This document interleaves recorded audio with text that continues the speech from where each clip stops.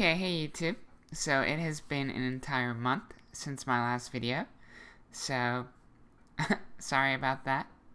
But on the bright side, I'm still here, still happy, still healthy, everything like that. So, um, yeah.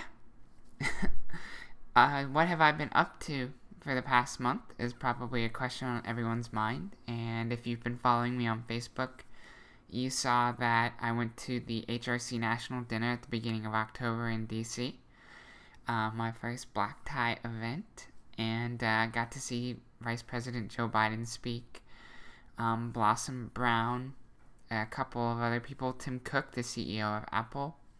So it was really a very cool event to go to. My little brother was my date, and looked adorable in his little tux and things like that. And so we had a really good time, a lot of fun. And then I went to Chicago for Reaching Out MBA to help recruit for my employer, as well as speak on a couple of panels about my experiences being an LGBT woman in the workplace, as well as just another panel on the travel industry itself.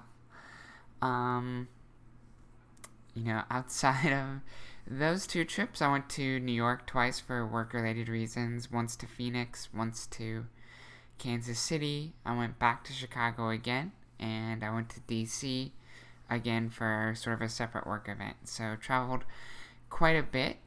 Since my trip to London, I took another, 9 trips in total for different work-related reasons and things like that. So was very busy and not even in my apartment half of the time. So it's nice to finally be home. And that's what I was doing last week, is kind of catching up on work, catching up on things like that. But I did have the opportunity while I was in New York for most of a week to go out and meet Michelle Henley, the star from Boy Meets Girl. Another girl like us, trans actress, and she looks even better in person.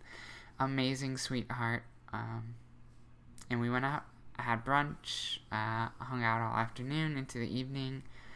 Had a good time up until I'm talking to this guy sitting at the bar next to me, older man, and he clocks me and asks me if I'm a man. And Michelle knew the bartender, and so we had the bartender bounce him, but kind of a buzzkill at the end of the night, having a great time, and have that happen. But I think at the end of the day, trans people are occasionally gonna get clocked, and it bothers me sort of less and less, but sometimes still does.